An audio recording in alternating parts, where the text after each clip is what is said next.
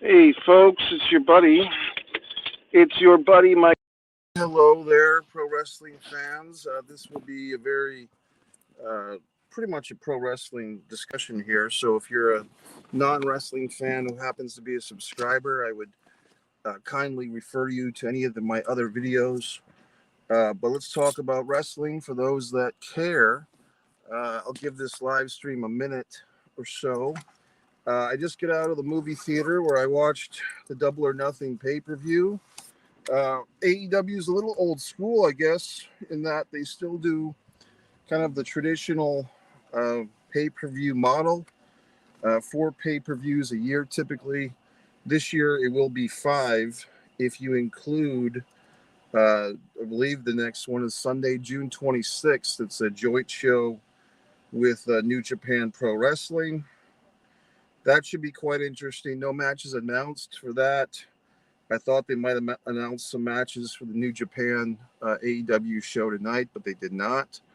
If you have any thoughts on this AEW pay-per-view, if you happen to watch, feel free to make your comments. I'm actually getting over to my other apparatus here because I want to get my notes. I actually took notes during this thing. I emailed myself notes during the show so that I could make my little ratings for all the matches and so forth. So overall, I enjoyed the show. In the theater tonight, there was probably 45 people. I mean, a pretty respectable crowd. I'd say somewhere around 40 people, 45 in the theater. Probably a bigger auditorium than usual for these AEW shows and a bigger crowd than usual. So that was all very positive if you're an AEW enthusiast. And of course, the big controversy of the night was will he show up or will he not show up? Talking about MJF. And I covered that in my pre-show prediction show, which I think I did fairly well in my predictions. To cut to the point, folks, we do have a new AEW World Champion. What's up, Eric?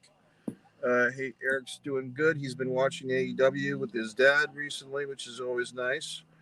And I still have to finish that GCW show with I think I'm up to the Jeff Jarrett versus, what's the guy's name? Limpy or Fuzzy or something? Mixed thoughts on GCW. I'm trying to give it a shot, buddy, but it's hard, to be honest with you. It does have a feel of the old ECW, GCW, that is. But I don't know, buddy. I don't know if I'm a big GCW guy or not at this point. But I'll watch the rest of the show eventually. Okay, so here are my notes, Eric. And Ari's chiming in. What's up, buddy? Feel free to comment on this AEW show, whether you watched it or not. The big news is that we have a new AEW World Champion, CM Punk. I did predict that. Probably story 1A, which I think still needs to be fully discussed, is MJF did show up.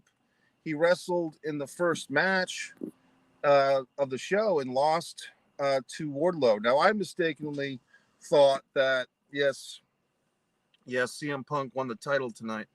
I mistakenly thought that MJF and Wardlow was supposed to be a cage match, which it was not. It was just a standard match, and Wardlow wins his freedom, so to speak.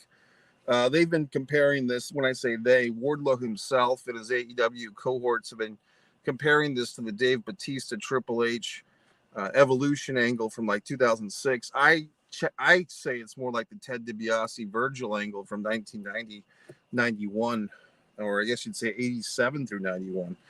Virgil was pretty over at WrestleMania 7. Okay, so I went down. Let's see, Double or Nothing really was their mania. Yeah, actually, I went to Double or Nothing last year, and a couple of times during the show, Jim Ross, Tony Schiavone said, "Oh, it's so good to be back here where we belong for Double or Nothing, Las Vegas." Well, okay, fuck you though, because Jacksonville last year had a pretty goddamn good Double or Nothing with the Stadium Stampede. Which was the Inner Circle as baby faces against the Pinnacle. That was exciting.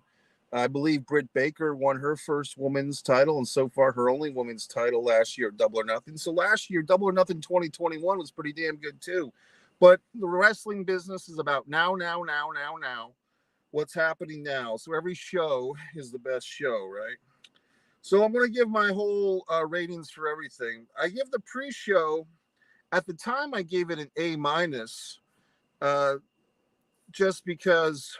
Now I know that there's that Miss Chris Jericho on Twitter, Ari. So I don't know if you're talking about him/her, but the pre-show I gave an 8 minus, because I was kind of hoping for some discussion of the Wardlow MJF situation, of which they gave none, and they did show MJF, the promo with Wardlow.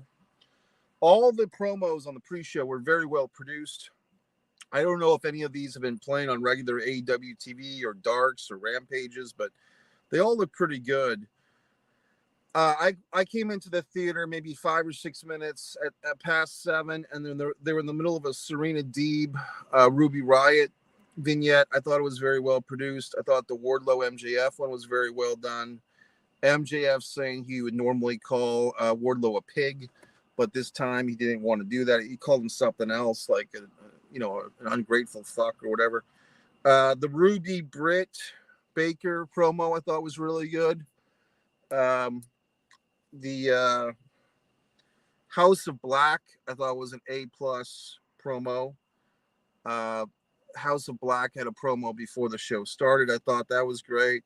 I'm a big fan of the House of Black in their match later on tonight. The Eddie Kingston promo started off a little over dramatic, like wrestler trying to act, but Eddie's good. Eddie's good on the mic. And I was saying it last summer, they should have had Eddie go over CM Punk on that pay-per-view, because I thought Eddie Kingston was one big match from being something special. Not that he's not something special, but yes, he doesn't have the best in-ring skills. He doesn't have the best physique. But for whatever reason, he was lightning in a bottle last summer, and I think they let him fizzle out a bit, Eddie Kingston. So, yeah, I think that they kind of dropped the ball. One of the few times that AEW has dropped the ball. But his promo tonight was great, so maybe we'll see. Yeah, well, you know what? Here's the thing, Eric. I get that, and that's actually the critique of someone I heard leaving the movie theater. It was a female, of course, who criticized and said, 5 hours, this is longer than WrestleMania. Well, it's like, look, tits, if you're going to be a wrestling fan, you're going to have to watch wrestling once in a fucking while. You know what I mean? That's part of the deal. I mean, as a wrestling fan, you sit there and you watch the goddamn wrestling matches. So I don't know what to fucking tell you. I mean, I have cut back dramatically on my weekly intake of, as you know, WWE and to an extent AEW.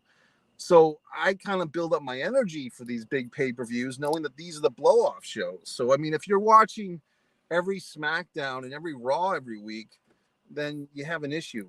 Well, I'm glad you loved it, Eric. But I've gone to the Crockett Cup fucking 87. I sat there for 4.5 hours on a Friday night and came back for 3.5 more on a Saturday night in 87. Exactly, Ari. I mean, people need to. I mean, we're not the ones wrestling. We're not even doing the commentary. I mean, we're just sitting there enjoying the show. So if you don't like it, what can I tell you?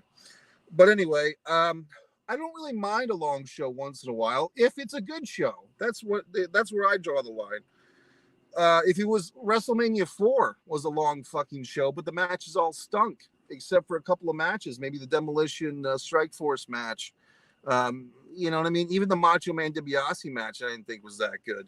The Jake Roberts Rude match was horrible, okay? Because they did that match, but they mistimed the angle of Jake the Snake and Cheryl Roberts and Rick Rude, because that aired the week after WrestleMania 4, which made no sense. Yeah, I have a memory for this shit, guys. Okay, so we talk about the whole thing. The Acclaimed and the Gun Boys, the Gun Asses, or the Billy Gunn team, or whatever the fuck. I think that's going somewhere, believe it or not. Hopefully it's just not something to peter out. I hope we have Acclaimed turn babyface. If you've ever seen the Acclaimed in Daly's Place in Jacksonville, they're kind of baby faces there for those shows, especially for the Dark and Dynamite tapings. So I think all you got to do to change the Acclaimed is have them wrestle other bad guys and have them rap on the bad guys. Ari says he was born in '89, so the best shows that I ever seen were the Hell in the Cell shows between WCW, ECW, and WWF. Very interesting. Very interesting, buddy. Billy Gunn is the best. Pay homage to the DX generation. Well, he looks great. I mean, I think the guy is, 53 or 55 or something. Phenomenal shape. Billy Gunn, that is. I once had his autograph on a weightlifting glove, him and his brother, believe it or not. My friend Allison's checking in. Todd Hamilton. I don't live in my car, buddy. I wanted to do this live interactive video while it was still fresh in my mind. If I waited to get home, it's going to be another fucking 20 minutes. I'm going to be losing people. I'm going to lose my mojo. Then I'm going to just want to go home and go to sleep. So I'd rather just do it. Britt Baker is hot. Yes, she is, buddy. My friend Allison chiming in. Nice lady. Good actress, too. Okay, so here we go with the ratings of the show. The Punk promo I also thought was good. The Owen, Cole, Samoan Joe promo was good. They try to bring some legitimacy on this pre-show to all the matches. I appreciate that, Ari. Thanks for recognizing, buddy. So we go into these matches. The pre-show match, Hookhausen, as expected, beat Mark Sterling, smart Mark Sterling, and Tony Nese. Kind of a waste of Tony Nese to be caught up in this. He's one of these wrestlers who's well-conditioned, fairly decent-looking guy, good wrestler, great cardio shape, all that shit. It just doesn't seem like there's a place for a guy like Tony Nese to get over.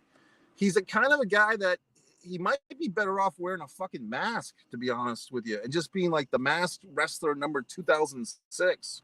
You know what I mean? I wish people weren't texting me, not the comments, but actual friends of mine that are texting me. They always seem to text me while I'm in the middle of doing these goddamn things. So what else is next? Hookhausen. I'm still not really a housing guy, a fucking Danhausen guy. I haven't figured it out. I'm not in on the joke yet. I don't sit around and watch fucking Impact Wrestling. It's the Joey Ryan promotion. It's the Tessa Blanchard beats Brian Cage promotion. It's the guy with the baseball bat smashes Eddie Edwards in the eye promotion. I mean, that's what I think of when I think of Impact Wrestling. So anything that comes out of there, including Danhausen, doesn't do much for me. Or was he from Ring of fucking Dishonor? I don't know.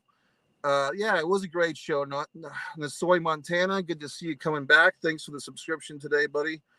I remember that we discussed earlier. Okay, here's a big idea, guys, that I had today watching this Hookhausen tag team match. How come a pre-show? Now, this is a big comment. How come a pre-show match has never bled into the regular pay-per-view?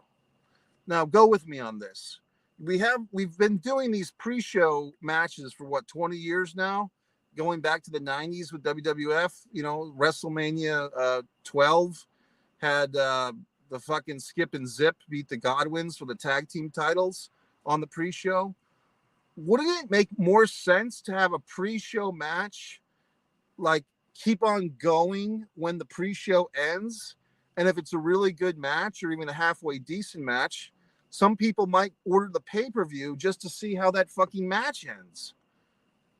How come no asshole ever thought of this before me? I mean, I thought about this tonight, and why during this Hookhausen fucking encounter, I don't know, because it wasn't a great match. But if you were watching a pre-show match and you were kind of a borderline order for that night's pay-per-view, whatever it was, AEW, WWE, WCW, ECW, GCW, and you see this fucking pre-show match that's a great match, and it's like, okay, fans, you've got to order the pay-per-view to see the rest of this match and all the other matches we were promoting. Wouldn't that make sense? But these fucks never do that because they don't hire geniuses like my fucking self to run the goddamn show. So anyway, no mention of MJF on the pre-show. I mean, they did mention him, but no mention of any type of things. You know what I mean? Any type of controversies. more thoughts on Danhausen there. Okay, so what did I give that match? I gave it a B. And that's kind of a generous B, to be honest with you. My ratings are kind of based like the potential of each match to be an A for what it is and how well the match was executed. This is a different type of rating system, but I gave that match, which was basically a gimmick match, basically just a cute little tag match. I gave it a B. Hookhausen with the victory. MJF Wardlow, interesting that the first wrestler on the show is MJF. I mean, coming from today, listening to Brian Alvarez, hearing all this shit about MJF not going to the autograph signing, buying a ticket to leave Las Vegas and go home to Long Island, I felt like it was kind of a statement like, okay, we made our deal with MJF. We're paying him for the night, and he'll come in, he'll lose, and that's the end of MJF and AEW. That's just the feeling I had. This is not facts. It's not a report. It's just a feeling that it felt like what was happening was MJF and Tony Khan made a gentleman's agreement. Hey, come in, do this one match against Wardlow. I'll give you a nice payoff, and then we'll release you from your contract. And in 30 days or 90 days, you can go wrestle for Vince. That's what I thought was happening. I don't know if that's the case. I don't know. I think if the people that were saying this was all the work, I don't think so, because what would the payoff have been? You know, there was no real big payoff for this shit. I don't know if a lot of people tuned into the pay-per-view to see if MJF would show up or not. But I thought the match itself, a friend of mine who wasn't watching the show told me that people on Twitter were saying it was a squash match. I didn't see it was a squash match. I saw the end as a definitive 10 powerbomb stretcher routine for Wardlow. That was pretty impressive. It reminds me, what was it, Wrestle War or Super Brawl 91, where fucking Elegante beat Sid Vicious in like 2 minutes in a stretcher match, and then fucking one-man gang and Kevin Sullivan came out, and Elegante put the one-man gang on the stretcher. I mean, it wasn't like that. Like MJF did the honors, as they call it, pretty well. So my feeling, I could be fucking wrong, is that MJF and Khan worked something out, and MJF did the right thing, came in, lost the match, and he's gone. But I could be totally wrong. He could be back tomorrow night and write out his contract and still be a part of it. Eric's got an odd question. Go ahead, buddy. That's what we're all about here. Odd questions. The Hardys beat the Young Bucks. I was predicting that this match would go on second to last, but maybe it didn't, because it went on early on the show, the second match on the real show and the third match overall. I gave it an A. As you guys know, none of these guys are my favorites. Of the four, I probably like Matt Hardy the best, and probably Matt Jackson the second best. Jeff Hardy, I have some issues with because of his treatment of that TNA world title with the match with Sting and other things he's done in his life, I guess. But I'll give them credit. They had about as good as match as you could expect. I do give the Hardys credit. I mean, these guys are pushing 45 years old, and they're still bouncing around the ring. And even the fucking Young Bucks aren't so young anymore. They've got to be pushing 35. Oh, yeah, Jurassic Park Uso. Yeah, in AEW, there was a new signing. Roosh comes in to work with Andrade in a segment. Then we had this kind of a interesting. So I gave that match an A, believe it or not. I gave the Hardys and the Young Bucks a solid A. I thought they did a great match. And if you're a Hardys fan or a Young Bucks fan, I think you had to be impressed. I was surprised that the Hardys won. Is it a good idea to give my father my WrestleMania 1 through 14 VH set for Father's Day? Probably, because he'll probably accept it, but you'll probably just get it back anyway. You know what I mean? Like if you just want to give him that, you can always just get it back. You know what I mean? Like he's not going to tell you, oh, you can't watch those tapes, Eric. So I'd say, sure, go ahead. It might mean something to him, but maybe he doesn't give a shit. You know, like it's interesting because when you give certain folks like your parents gifts, you think it's going to mean something to them, but it really doesn't. So I don't know your father personally, Eric, but I mean, I wonder, is he the type of guy that's really going to watch WrestleMania 1 through 14 by himself, or would he just kind of watch it when you're there with him? You can always just buy him a typical dad gift of some deodorant or some Brute aftershave or whatever the fuck. I don't know. Buy him some old classic wrestling magazine on eBay, like of one of his favorite wrestlers. Like if he's a Dusty Rhodes fan, buy him some old Sports Review wrestling magazine from 1982 with Dusty versus Harley Race on the cover. Jade versus Anna Jay. Jade Cargill defending the TNT Women's title against Anna Jay. I gave it a B+. It was sloppy but fun. Jade is growing on me. She really is growing on me. Beer always helps, buddy. Jade is growing on me. Anna Jay, as one of the viewers here, on the pre-show is commenting, she is very attractive, that's for sure. But Anna Jay had a very kind of sexy outfit on tonight, but unfortunately for her, it's kind of like the best supporting actress nominees who know they're not going to win because Meryl Streep or Nicole Kidman's going to win. They just dress real nice because they want to look good in defeat, and that's kind of what Anna Jay did. But I thought it was actually a pretty good match, and I could be wrong, but it seemed like Anna Jay was kind of leading the match, and it was a good match. This is a good question from Ari. Sammy, I haven't heard that one, buddy. Sammy Guevara, possibly. That's a great question, Ari. I have to think about that, but I will get to that before the end of this broadcast. Let me think about it, buddy. I don't know if Sammy's leaving. I haven't heard that, but that's interesting. So I gave them a B+, and then you had Stockley come out. You had like Jade's dude, her Smart Mark Sterling came out, and then the Stockley guy, and then so we haven't seen him since 2017. I didn't know who the fuck he was, to be honest with you. I thought it was Clarence fucking Mason for a second, but it obviously wasn't. And then you had Athena come in, the former Ember Moon. And now you've got like all these chicks. You've got like Kiera Hogan and fucking Velvet Sky. And you got Chris Statlander coming into the ring. Wardlow's getting better, buddy. So I thought it was interesting. I mean, to be honest, they are really stacking this roster now. And so another female wrestler like Ember Moon, okay, great. But where do you put her in when you got Ruby Soho? You got Dr. Britt Baker making a comeback. You got Serena Deeb. I mean, by the way, 4 women's wrestling matches tonight, if you count the mixed tag 6-person match with Paige and Ty Conti. That might be a record for an AEW pay-per-view. 4 matches with women's wrestlers. And I think I think there was a WWE show with 4 women's matches once, 3 or 4 years ago, besides the all women's WWE show. The House of Black was next, and the 6-man against Penta and fucking Ray Phoenix and Pac. Pac had a cool mask. Fucking what's his dick? The commentator guy Excalibur comments that Pac's like split mask is reminiscent of Jushin Liger's from fucking whatever the fuck. I'm like, dude, you're in the weeds. I mean, I'm in the weeds too, but you're really in the fucking weeds, Excalibur, with this shit.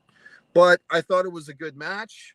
Like I've been saying, I think House of Black is a main event gang. Like that's a main event team in my book. I'd like to see Aleister Black get to the main event singles title thing at some point. I gave that match an A. That was a great match, but it might not have been the best wild match by the end of the show. But at the time, it was an A in my book. The Julia turn, Julia Hart. Interesting night of hearts. I just wish they'd have Sheeta on TV more because she's talent and pretty as fuck. I agree. She kind of grew on me after she lost the title. Dr. Martha Hart, why is Owen Hart tournament made into championship? Good question. I'll get to that in a second.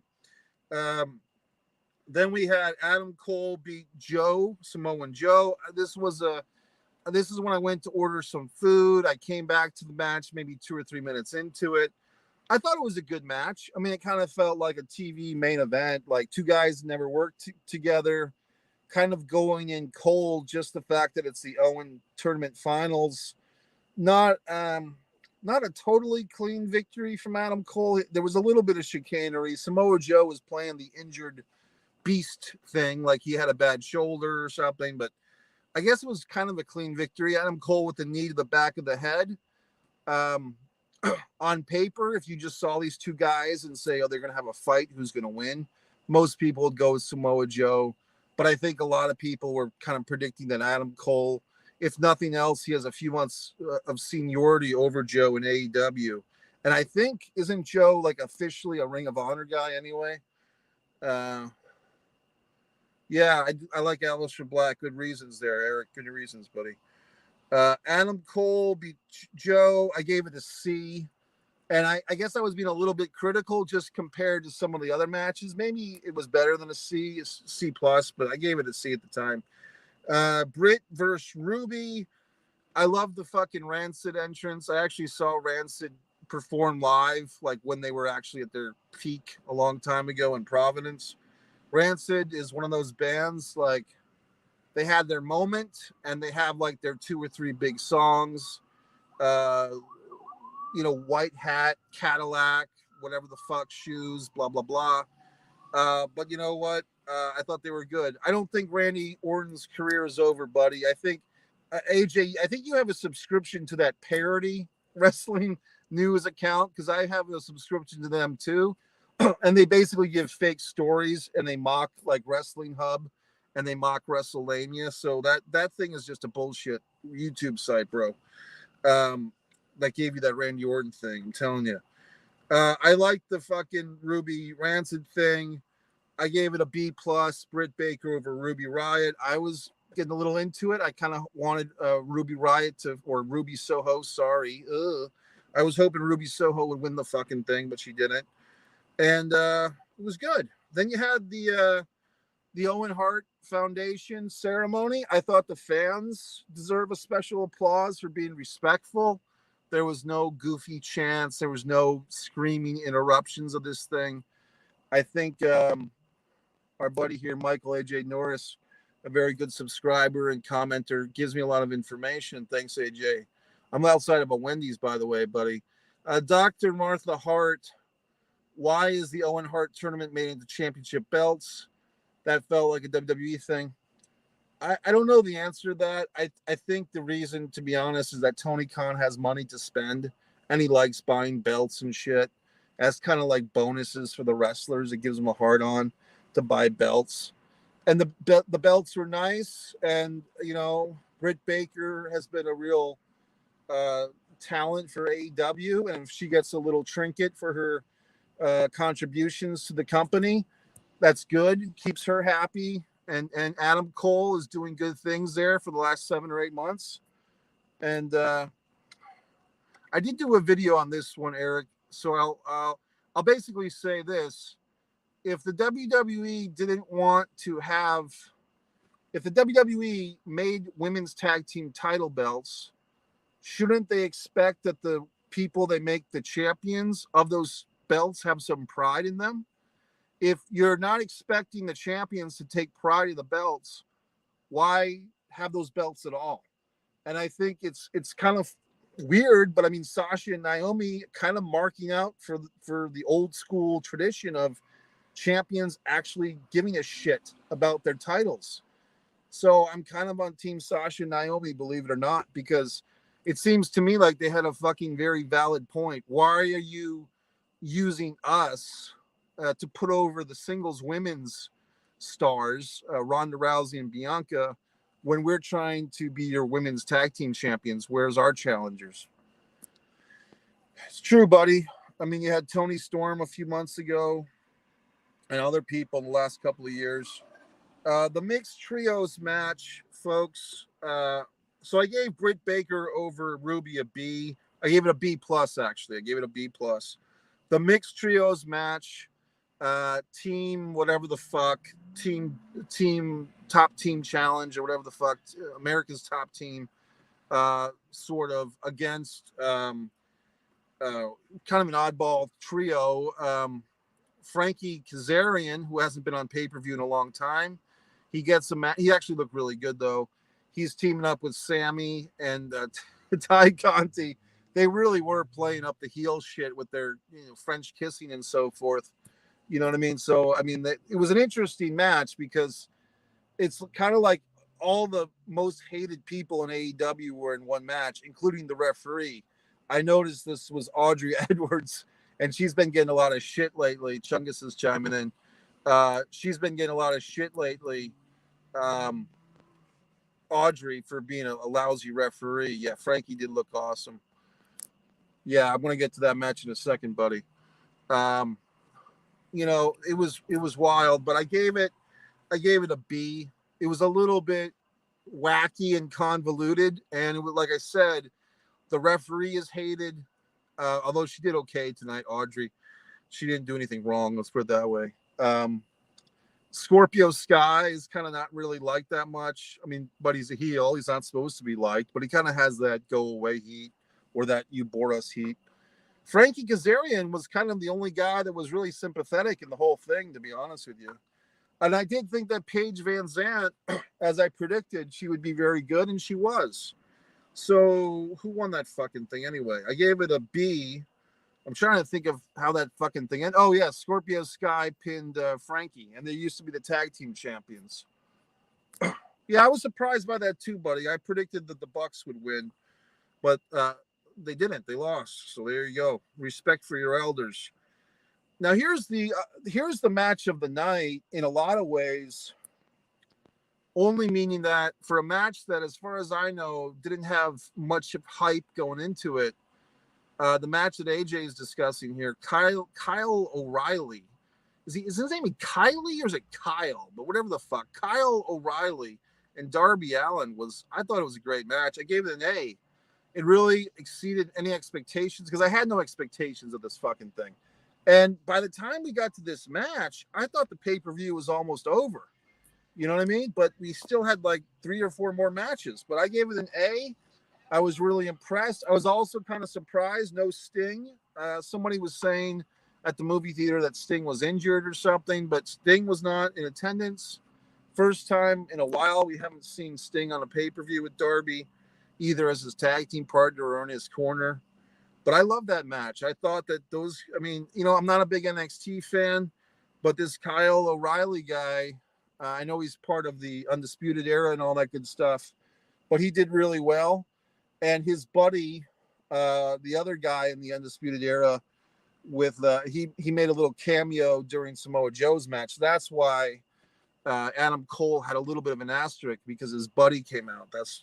So the guy played the Arn, and this guy, Kylie O'Reilly, kind of played the Tully tonight.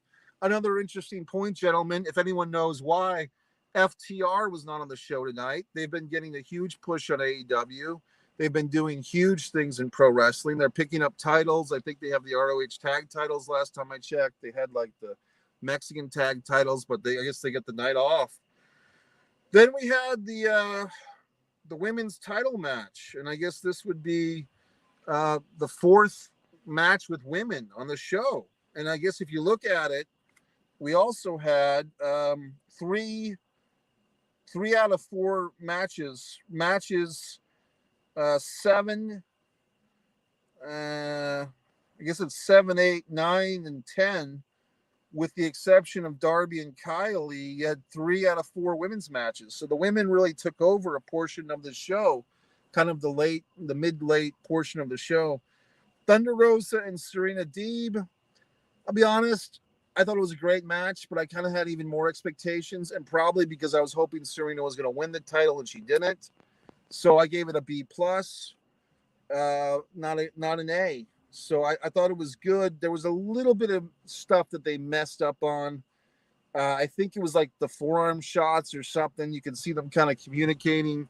There was a few little botchinesses in this thing that I was kind of sad to see, but is it just me, or does AEW have a WCW in the positive? No, you're right, buddy. They do. I mean, first of all, they're on TBS TNT. Second of all, you have Tony Schiavone, who was kind of the voice of many of the popular years of Nitro. But also Jim Ross was with WCW from basically 87 until 93, early 93. So I mean, there, if nothing else, the audio, the vocal experience is very much like that. WWE needs to stop changing names. Eli Drake to LA Knight. Okay, we get used to it. Now Max Dupree, come on, great point. I agree. Michael, AJ Norris, and I typically agree on stuff. I agree. Great point, buddy. They need. Why are they changing the names? Good point. Why would you change his name not once but twice? You know what I mean? Like you bring him in, okay, fine. You want to do LA Knight. I think LA Knight's a better name than Max Dupree, but it's WWE, so I can't expect much from them. Now here we go. I gave Thunder Rosa and Serena Deeb a B plus. Notice, folks, this is when I started to see that there hasn't been any title changes yet. Now we've had 2 tournaments come where there's been people walking away with belts, but no title changes per se. So just keep that in mind as we move forth. Anarchy in the Arena. I gave this a fucking AA plus. Like for what it was pretty fucking awesome. I mean, it was pretty fucking great. Can you imagine being in the arena for that thing? I think that's one thing, folks, that AEW does that I don't think WWE does. Sometimes AEW has like one match that's specifically to entertain the fans who actually buy tickets to go to the live show. And as a longtime wrestling fan, I appreciate that, and I get it. As the home viewer, we're not experiencing these things as much as the fans in attendance. Like Eric would probably appreciate with GCW or old school ECW. You go to one of these fucking matches that are crazy, like Sandman versus Raven or whatever the fuck, and it's just so much fun. And I think that this type of match with the blood and the guts, interesting storytelling towards the end. Eddie Kingston wanted to get his hands on Jericho. He didn't get a lot of shots in on him. And finally, he comes out with the fucking gasoline and he's pouring the gasoline on Chris Jericho. And he also gets someone, Daniel Bryan or Bryan Danielson. And Bryan kind of freaks out because it looks like Eddie's going to put this fucker on fire. And Bryan stops him from doing that. And the idea is kind of interesting because it's like Bryan Danielson wants to beat up these guys, Jericho and everybody else, but he doesn't want to actually commit a crime and burn them. And he has a conscience thing. And then Jericho, you think, oh, is Jericho going to appreciate that fucking Danielson just saved his fucking life? No, he's going to beat the shit out of Bryan Danielson with Jack Hagar and fucking choke him out and get the victory. So I thought that was very interesting. Will we get Bryan Danielson versus Eddie Kingston now? Will Bryan Danielson kind of recommit to being a total badass? We kind of saw that old school good guy Bryan Danielson coming out. I've been thinking for a while it's a really interesting team because Bryan Danielson until tonight was kind of a heel and Jon Moxley was kind of a face, and then they're kind of managed by this tweener guy, Regal. Really interesting, shades of gray, as they say in the film Soul Man, if you ever saw that one. Shades of gray, no black and white. Where is the Big Show? I don't know, man. I don't know. I mean, last year at Double or Nothing, he was there. If you watch my video, he was playing Dungeons and Dragons with like Peter Avalon and some of the other people at the Double or Nothing convention from a year ago, but I don't know where he was tonight. Agreed on this. She's actually a nice lady too. Thunder Rosa, that is. I go back to that comment. Thunder Rosa is pretty. So I gave her match a B plus. Anarchy in the Arena, I gave a double A plus. I thought it was great. What's that guy's name? Like he the Big Daddy guy, Matt Masson or whatever the fuck. He actually looks like he's been getting in the gym. And he was kind of a fat kind of fuck, like a month ago. But I think Jericho probably has him doing DDP yoga and cutting out carbs because the guy looked like he was in really good shape. And those guys all wore stuff. They all wore, nice white outfits. I'm not in Vegas, Ryan. I'm actually here in Jacksonville, Florida. I've gone to about 40 or 45 AEW shows at Daly's Place, but I went to the movie theater here in Jacksonville to watch the AEW show. Yeah, the Big Daddy guy looked really good. Tag team title match was next. And this was the 6 men, 3 different teams: Jurassic Experience, Luchasaurus and his buddy, Jungle Boy with Christian in their corner. Hey guys, this came to my mind tonight. If you want to talk about a really simple way to think of the upgrades that AEW has done to their roster in the last year or so, it can really be summarized like this. Original AEW was the Jurassic Experience or the Jurassic Express with who was the little guy, who the little fucking Marco Stunt. Now 2022 AEW is the Jurassic Experience with Christian Cage. That's the simplest fucking metaphor or just example of the whole goddamn thing of how they've upgraded their talent. If you were to look at original AEW, you had skinny as fuck Jungle Boy, clumsy as fuck Luchasaurus, pretty cool team though, still, but Marco Stunt flopping around. In fact, in that tag team tournament for the first AEW Tag Team Championship, I think Marco Stunt had to take somebody's place. Didn't he take Jungle Boy's place in a match or something and they fucking won? Now you upgrade to fucking Christian Cage, a solid veteran, can still have a lot of good matches and so forth. So there you go, right? Yeah. And look, I have nothing against Marco Stunt. I mean, he's smaller than me and he's in that fucking ring, so I give him credit, but Christian Cage, it's an upgrade, in my opinion. So you had my prediction, guys. If you saw my predictions video, I was saying that Keith Lee and Swerve, I thought would take home the belts tonight. I thought they made a great impression. I really like this tag team of Swerve, Strickland, and Keith Lee. I think probably the benefactor here is Keith Lee. I have a feeling that Keith, not to say that he's winding down his career, but I think the tag team thing is really good for a guy like that because in tag team matches, his strength really comes out even more so. And if he wants to do these tope suicidas and so forth at 400 pounds or whatever he is, it's more impressive. He has 2 guys to catch him. And then he plays the big man, medium-sized man thing with Swerve very well. If you ever saw the Andre the Giant and Jimmy Snuka versus the fucking Samoans matches from Madison Square Garden, you know what I mean? Back in 82, 83, you know what I'm talking about. And Snuka would get on Andre's shoulders and do a superfly death leap on fucking Sika for the 3 count. So I fucking enjoyed it.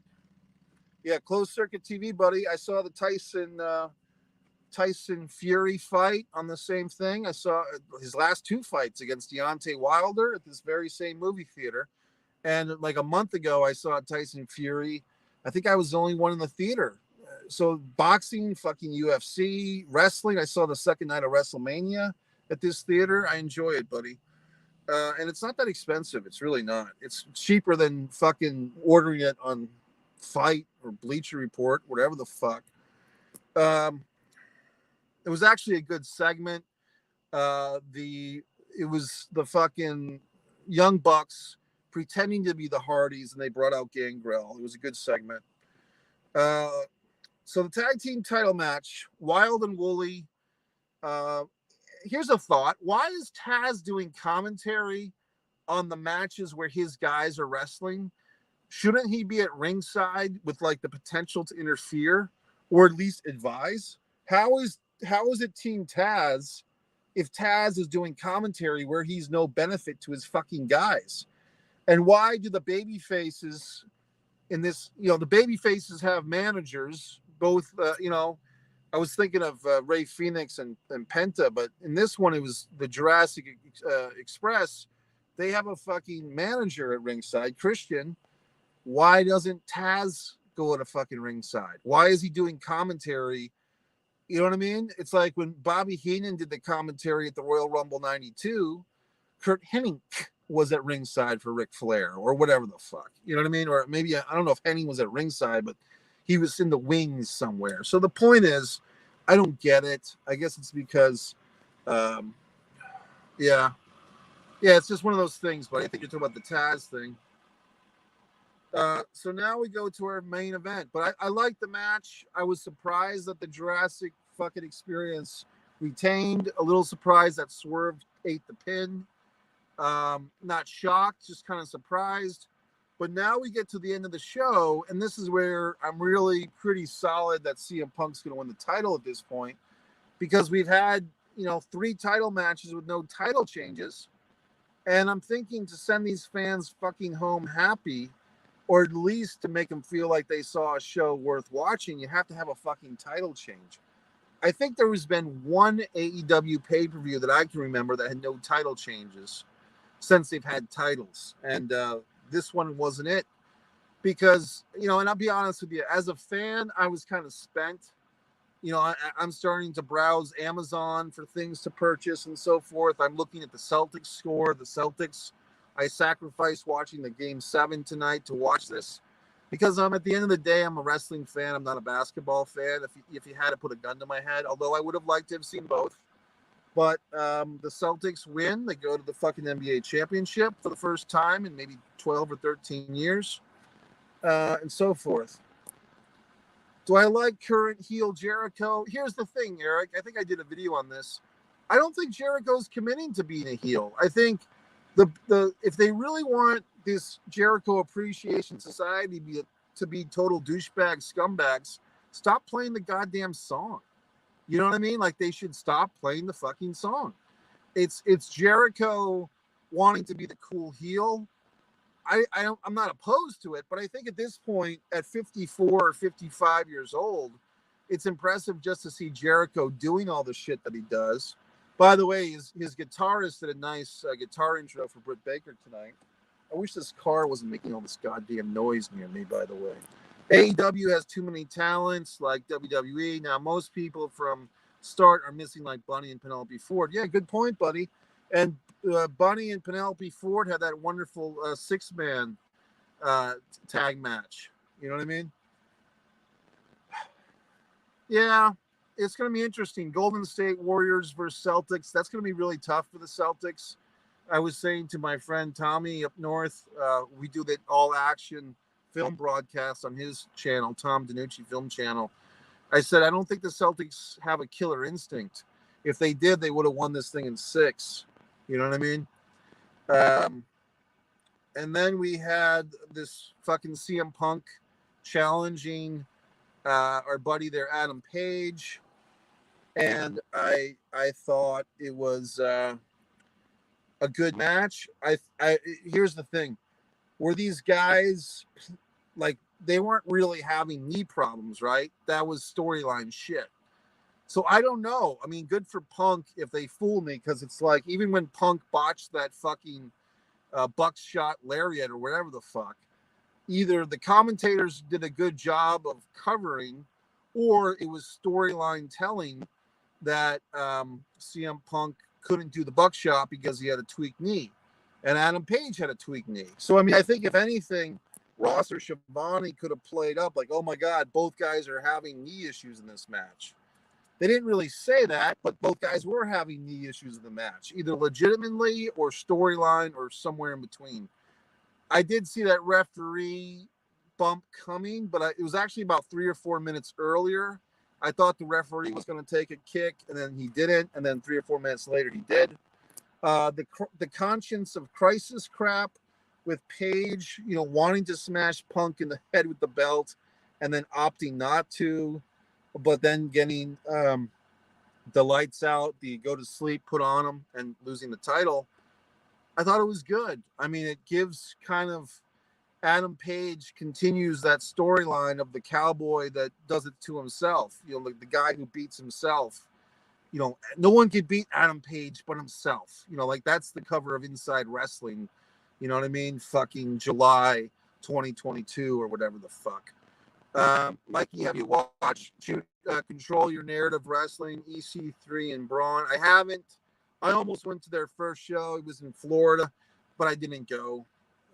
So I haven't watched it, buddy. I have nothing against those guys. As a matter of fact, I was talking today on the earlier podcast that if MJF thinks he's going to go to fucking WWE and get pushed to the moon by Vince, he should have a conversation with EC3 and see how that worked out for him. Now, obviously, Vince punished EC3 because EC3 was Dixie Carter's nephew. So we know that to be a fact. But I mean, I have nothing against those guys. I wish them well. I know that Braun Strowman likes to make a lot of controversial statements. This person's doing something like they're like reversing and shit. Anyway, you think Omega will be back? I think what I heard, buddy, and Tony Khan kind of said this. He wanted to do a 6-man title for AEW. In fact, the belts have already been made. But Khan is waiting for Omega to come back because he would like to see Omega in the 6-man title tournament. And I'm assuming that would be with the Young Bucks. I mean, I guess you could put Omega in there with a couple of different guys. I guess the other thing that I don't know too much about, but this Ibushi and New Japan controversy is going on. So that's very interesting. So I think he'll be back? Yes. Is he on borrowed time?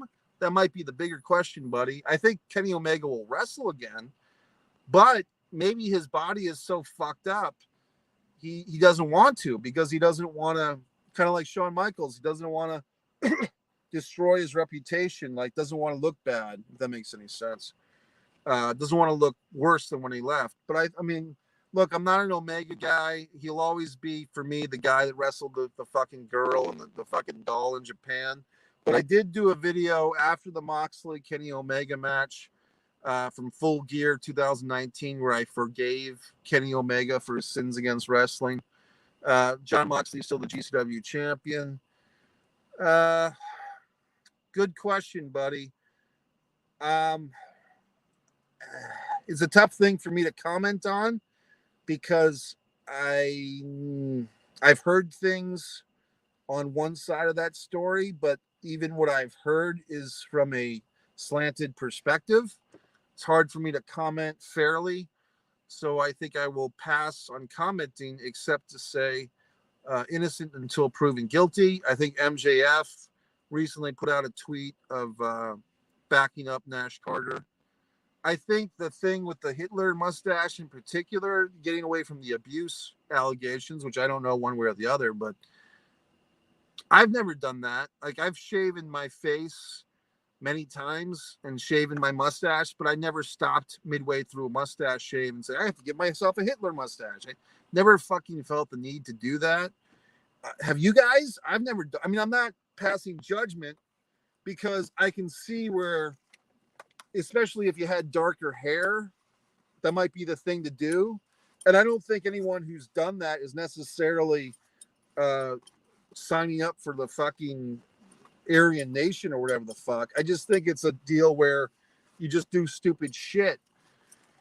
But to take a photograph of it and to circulate that around, and I mean, it's another, to be honest with you, another thing where how do you trust women, you know, with your privacy and all that stuff? If you're showing this girl your photo of your stupid ass doing the Hitler mustache photograph gimmick, and then she uses it against you.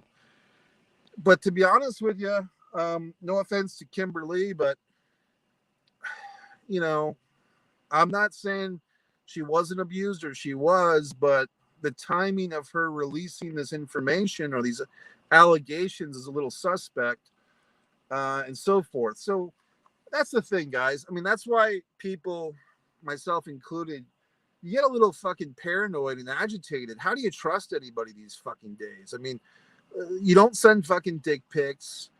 You don't put things in text. You know what I mean? You can't do any fucking thing. Not that you should, but I mean, don't. I mean, you can't trust anybody.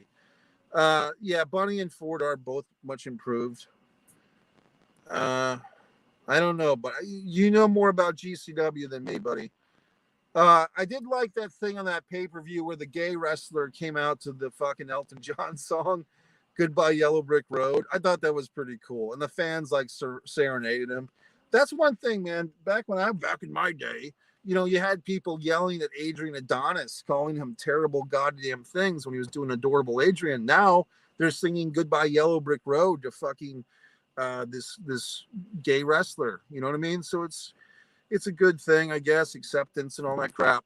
Mikey, do you see Mick Foley in AEW as a guest? Yeah, hasn't he been there already? I mean, wasn't he supposed to come in with FTR? Yeah, Effie is what I'm talking about. The Goodbye Yellow Brick Road guy, whatever the fuck. I did like their fucking opening video to that GCW fucking pay-per-view. I've watched that twice. It probably had more GCW pay-per-views since that one, buddy. I do want to get to this question. Well, here's the thing, Michael. I'm actually for the Ric Flair show. I'm positive, and I guess I'll do another video this week about why I'm for it. But I'm pro the Ric Flair retirement show. In fact, my request or my prediction or my hope would that he would wrestle Dustin Rhodes 1-on-1 in his final match. We agree on that, Ryan. And Ryan had a good question earlier about my favorite. Let's see, buddy. Where is Ryan's question? Ryan asked me a good question about. Nice to see Chungus back, by the way. Now there's a new comment. Sonny Kiss was at the fucking Limp Bizkit concert apparently last night in Las Vegas. Who was the bald guy in the Dark Order? The John Sebastian or whatever the fuck his name is, John, the little muscle man. He and Sonny Kiss were on stage with Limp Bizkit. Alley Catch, is that Sonny Kiss's partner? I'm getting confused, but he getting late. Where's the best wrestling moment? Was a question I think from Ryan. There was a good question in here. Good memory, buddy. Oh God, yeah. I guess you've seen my New Jack video of me and Sandman. I sit down with Sandman, like Messier and Sandman. I think Ryan had a question. What's my favorite pro wrestling memory of all time, or whatever the fuck? Jeez. Let me answer the first question first. What was your, if you remember your question, can you rewrite it? Because I don't want to answer it differently. I want to give you the straight answer to your question. The one about the most memorable moment in wrestling or whatever. Please rewrite it because I can't find it in the back comments. What's next for AEW? What's to look forward to? Summer of Punk, I guess. I mean, I think you have a title chase here. Basically, Hangman has to go on another hero's journey, rediscover himself. Maybe if Kenny Omega's ready to come back, you work Kenny Omega into the mix. Maybe Paige and Omega have to fight. I'm getting low power here, guys. I'm going to have to sign off soon. If you remember that question, and type it in, and I'll address it. If not, I'll have to do another video, and you'll have to tune in another time. But what's to look forward to? I think you have a chase here, and I think Punk can be a tweener champion, meaning that like Dory Funk Jr. or Jack Briscoe or even Ric Flair or Harley Race in the 80s, you could have a thing where CM Punk wrestles both baby faces and heels. You could have Punk versus Danielson, Punk versus Moxley. You could have Punk and Eddie Kingston again for the title. You could have Punk, Sammy Guevara versus Punk. You could have a whole lot of cool shit. And I think for me personally, what I would kind of prefer is if Punk had a series of title defenses that were like one-offs, just like straight out title defenses, but not necessarily feuds. And I think that might be interesting. Like instead of having a fucking program where you build it up for weeks and weeks and weeks, and then just have a winner and a loser, have like Punk defend the title once a week or twice a month on television, and have them against a variety of opponents, and you can have creative finishes and whatever the fucks. Barbed wire was crazy. Yeah, Mox took the barbed wire. So I think that's what we're in for, buddy. I think the roster is so fucking stacked now, and you get your question in. Thank you, buddy. It's so stacked now. Swerve Strickland, this new guy, Roosh coming in. I mean, there's so many fucking talents in AEW. They're not going to miss Cody fucking Rhodes. And if MJF leaves, they're not going to miss him either. So, I mean, I think it's a great thing for AEW. They have a very strong roster right now. Your favorite wrestling moment is working Orca in AWA or seeing gorgeous Gino Giovanni for the first time. Gorgeous Gino Giovanni's a really good guy, actually. I actually had him scheduled to be in a fucking movie, Wrestling with Sanity, that I never fucking made, unfortunately, because I didn't have the money to. But Gorgeous Gino's a nice guy. He was unfortunately caught up in that Scott Hall thing in Fall River. He was the opponent supposedly to wrestle Scott Hall, but Scott Hall was not up for wrestling, as we know. And but he was a good sport about it, meaning Gino, really a nice guy. And he's a good wrestler too. And he was one of those local talents in NEWA and Top Rope Promotions that, you know, I don't know if he should have gone to fucking WWE and try to get in with NXT or Florida Championship Wrestling at the time or whatever. But I always thought Gorgeous Gino Giovanni was kind of a national talent. But he did become a chef, actually. So I think if he sees this video, I like to say hi to him because he's a nice guy. And I like Gorgeous Gino. The character I had in mind for him was Stylin' Brian Spirit. And actually, gentlemen, on May 30th, which is basically today, Wrestling with Sanity graphic novel is available on Amazon Kindle. Yes, a new release. It's a 20-page comic, great art by Mark Macrina. If you just go to Kindle, put Wrestling with Sanity, a professional wrestling story by Mike Messier, it's in there.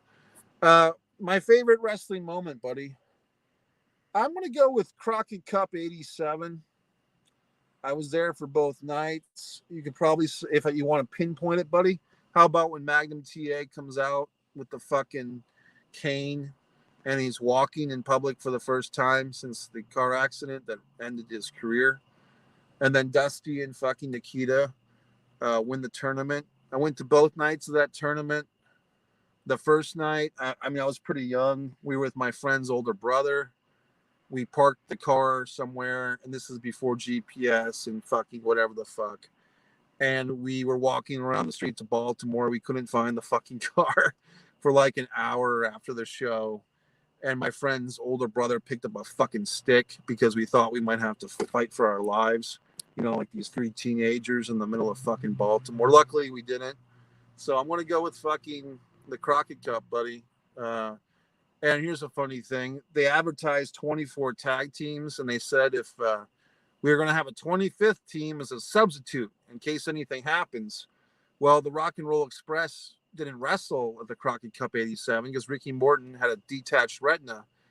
And me and my buddy were like, well, fuck, where's that 25th team to take their place? And they didn't show up, the 25th team. So we were actually pretty pissed that we felt like we paid for 24 fucking tag teams and we only got 23. That's how a real fucking wrestling fan thinks. I mean, you keep these fuckers to their fucking word, you know what I mean? I mean, it makes me think about 1994. I go to the goddamn Greensboro Coliseum. It's a Ric Flair versus Sting match. And I actually met Ric Flair for the first time hours before that show. And there was a scheduled Vader versus Big Boss Man match that was promoted and everything, and neither one of them fucking showed up. So it pisses me off, and I'm still thinking about it. Okay? I mean, Ron Simmons didn't wrestle Dustin Rhodes at Super Brawl fucking 93. Super Brawl 3. Where was Ron Simmons? Anyway, so I'm going to go with Magnum TA, buddy. How about that? Magnum TA walking that aisle at the Crockett Cup 87. And but I have a bunch of fucking wrestling memories, as you know. You can go to this channel, Mike's Pro Wrestling Memories. I've got all types of wonderful memories, but I think this is going to be a good memory, guys. Not only watching this fucking pay-per-view, it's interesting. There was probably 40 or 45 fucking people in the theater. I go to my fucking seat. Some guy had just sat his ass in my seat. As like I'm going to the fucking seat and he's getting into my seat. And I'm standing there with my fucking phone. And then I have to be that fucking guy. Is this D13? Oh, yeah. And he gets up and he moves to D12. So now I have to sit next to this fuck who just put his ass in my chair. So what I did is what I do. I watching the pre-show next to this fuck. He's on his phone. And I go to the restroom and during the pre-show. And when I get it back, I bring all my shit with me, my wallet, my phone, my hat. And when I come back into the auditorium, I grab the seat towards the front of the venue that had an empty seat next to it, and I sat by my lonesome because I don't want to be sitting next to some weirdo who's sitting in my goddamn seat checking his phone all night. And I don't want to sit with all these fucks. So I sit in like my own little apartment. Like I'm up front. It's a little close to the screen, but not too bad. And I'm just enjoying my space. You know what I mean? That's the one thing, guys. I put over Florida quite a bit. I live here now. I like Florida. But one good thing maybe that I liked better about Rhode Island was there was less like fucking people where I was. Like when I'm around Florida, if I take some crazy turn, there's always some fucker on my ass. Like in Rhode Island, if I took a crazy turn and went down some weird street, I'd be alone. Here, wherever the fuck I'm going, some other fuck is following me. You know what I mean? And I know that might sound odd. Like, no, they're not following me. They're just going wherever the fuck they're going. But I'm just kind of used to having more space and privacy in public. I know it doesn't make much sense because if you're in public, you're at the mercy of humanity, right? But I like to be the god of my own fucking universe, and I like things in their place, which is the way the fuck away from me. So people say, "Oh, Mike, you're such a world-class talent. You're such a great actor. You're such a great writer, filmmaker. Why aren't you in Los Angeles? Why aren't you in fucking New York City?" Because there's too many goddamn people in those places. That's the answer. I'm not going to be on a fucking subway with a bunch of weirdos, or in fucking Los Angeles on Venice Beach with all these fucks. I mean, I like people, but I like them in moderation. And in those types of cities where you're in traffic all fucking night, you're not going to get your privacy that I demand. Kingston is an underrated worker. His deathmatch gimmick selling ruled. LOL. If you're talking about the one with Moxley, that Omega, what do you say, 69 meter, whatever the fuck, to Don Callis after. I mean, I like Eddie Kingston. I'm not shitting on him. One of my great wrestling regrets is I actually went to see a Sheldon Goldberg wrestling show, New England Championship Wrestling, back in like 2012, and I was driving from fucking Wickford, Rhode Island to wherever the fuck, Quincy Auditorium in Quincy, Mass. And I got to, and like, this is before fucking GPS and everything else. So I literally had like the fucking Yahoo Maps, but then I missed the fucking turn. And I got to the show like 20 minutes late. And I'm like, oh, that's okay. I'm sure because Eddie Kingston was like the special main event. Well, he wrestled first match on the fucking card. I'm like, what the fuck? So then I just see all these guys I've seen a million fucking times. And they always had Pat Piper. Remember that fuck from the King of the Ring 94? The guy that did the fucking Roddy Piper impersonation with Jerry Lawler. Basically like NECW, God bless him, but Sheldon Goldberg like gave this guy a part-time gig for like 20 years, milking the tit off his fucking King of the Ring performance, in 1994. So, I mean, it's just like, okay, one trick pony, do your fucking trick. You know what I mean? Pat Piper. I mean, no offense, but Hot Rod, Roddy Piper. It's pretty fucking easy to do a Roddy Piper impersonation.